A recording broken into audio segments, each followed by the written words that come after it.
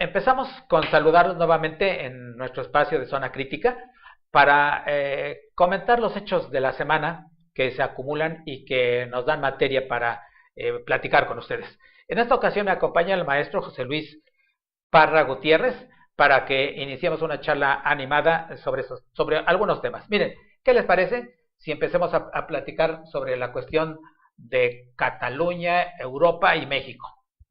Bien, pues es un tema muy interesante. Muchísimas gracias, Espiridión. Muchísimas gracias a Zona Crítica, que nos invita a dialogar sobre estos temas tan interesantes hoy en día, en un mundo tan contradictorio, en donde parece ser que en algunos lugares votar es delito. Es delito y se gana uno que las fuerzas del Estado repriman a la gente y den el espectáculo de una brutalidad que en la civilizada Europa es difícil de estar observando. Y lo pudimos ver hace 8 días en la movilización contra el referéndum que el gobierno local de Cataluña convocó a sus ciudadanos.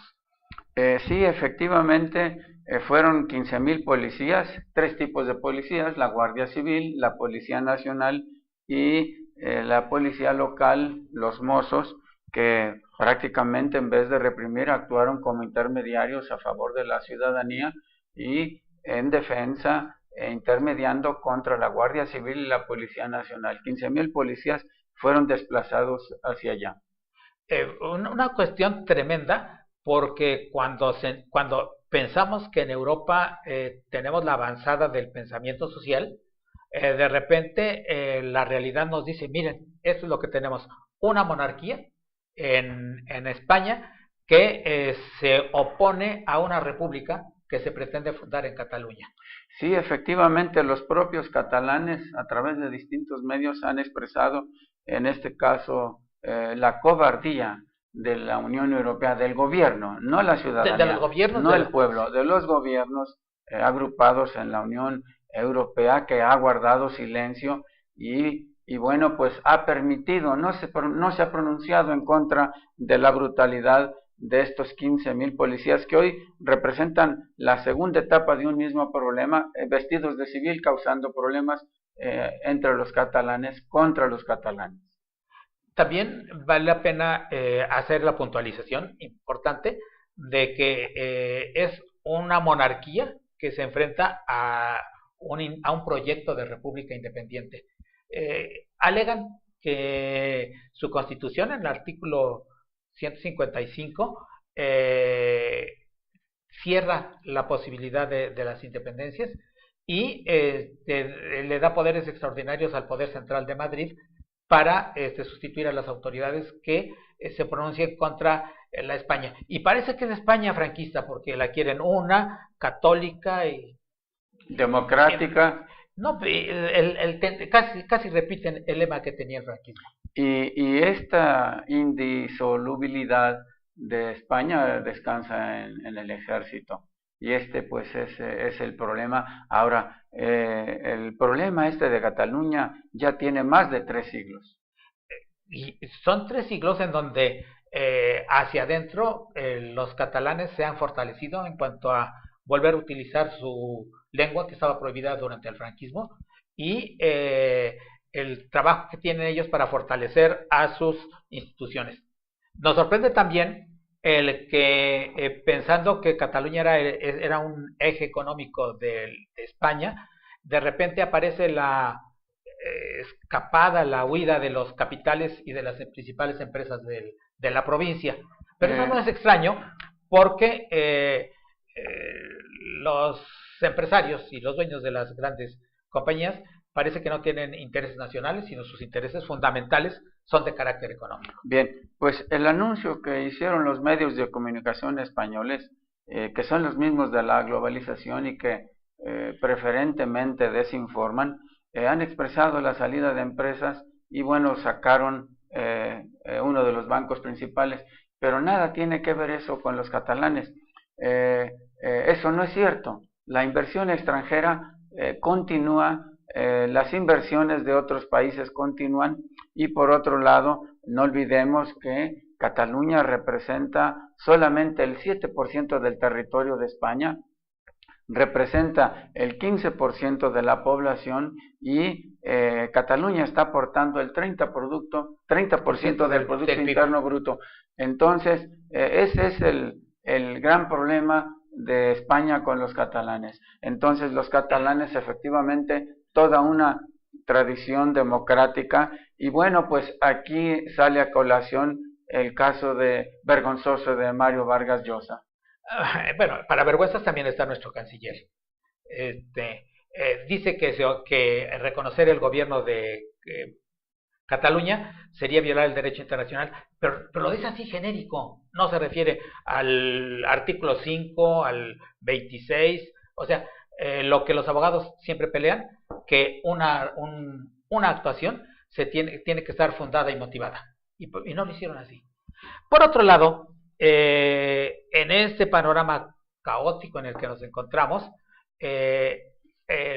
con el dominio de las transnacionales, que por ejemplo en Cataluña se están yendo, aquí en México hay situaciones de preocupación por las secuelas económicas del sismo. ¿Tú qué nos cuentas al respecto? Bueno, en relación a las secuelas económicas y políticas del sismo, por un lado, hay muchas fuentes y muchas cifras sobre este fenómeno. Se habla de casi 40,000 millones de pesos el daño. Pero recordará usted, Javier Duarte, él solito solamente se llevó 50,000 millones de pesos. O sea, ya está aportando una buena cantidad de y los últimos 17 casos problemáticos desde 1990 hacia acá suma 1 billón de pesos, billón que en vez de barco. O sea, es tremendo el saqueo de las finanzas públicas. ¿Y cómo es posible que ahora estén pensando, es impensable, es injusto, es antiético, que estén pensando en que la gente se endeude para recuperar su vivienda? Con todo esto hay una especie de ventana de oportunidad para las pequeñas empresas de la industria de la construcción para que se aboquen a los trabajos de reconstrucción. Sí, qué bueno, esta es una oportunidad como lo señalas, pero ¿quién les va a pagar a estas pequeñas empresas? El dañado, el damnificado, o habrá algún programa de gobierno. Ahora, aquí hay una injusta historia de esto. Las grandes empresas y las transnacionales retiran de este país al año 25,000 millones de dólares.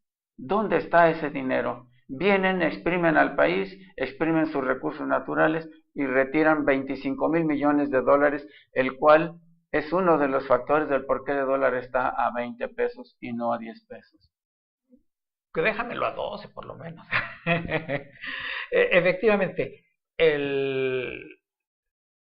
la manera en que la política económica se ha estructurado es a favor de los empresarios. Incluso el enfoque que recién estamos peleando del Tratado de Libre Comercio con América del Norte no significa beneficios para la gente en común, sino fundamentalmente el gobierno está representando los intereses de sus empresas más grandes del país, que son las que exportan al extranjero. Efectivamente, mira, como señalas, Espiridión, la política económica tiene dos vertientes, el ingreso y el gasto. El ingreso es la ley fiscal y usted lo sabe, en la ley fiscal el ingreso sirve para perjudicar a unos y beneficiar a otros vía impuestos. Bueno, aunque en teoría es la manera de hacer la redistribución del ingreso entre las personas. Efectivamente, no sucede. Es el mismo caso en el gasto a través del presupuesto de egresos de la Federación. Es una manera de beneficiar a unos o perjudicar a otros. ¿Sí? Entonces, no redistribuye, reconcentra, no concentra, reconcentra. ¿Sí? Un grupo de economistas de Tlaxcala estamos pensando que en este país hay 3 élites. La primera, que nace en 1929, ¿sí? Es los revolucionarios. Sí, la élite política, luego la élite empresarial, que nace en la posguerra con el nacimiento de los actuales empresarios gigantescos que también saquean al país. Del alemanismo para acá. Exactamente, esa es la élite empresarial. Y bueno, pues nos estamos arriesgando a pensar que la élite militar nace con Felipe Calderón. Ya opina, el secretario de la Defensa ya opina. Ya tienen empresas, ya les dan parte del presupuesto para ejercer fondos en carreteras. Exactamente. Entonces, bueno, ya también van a fabricar armamento. Entonces, el presupuesto de egresos de la Federación es un elemento importante de la política económica para beneficiar y perjudicar. Hay muchas cifras graves que nos hacen pensar que los diputados están actuando en contra de la nación. El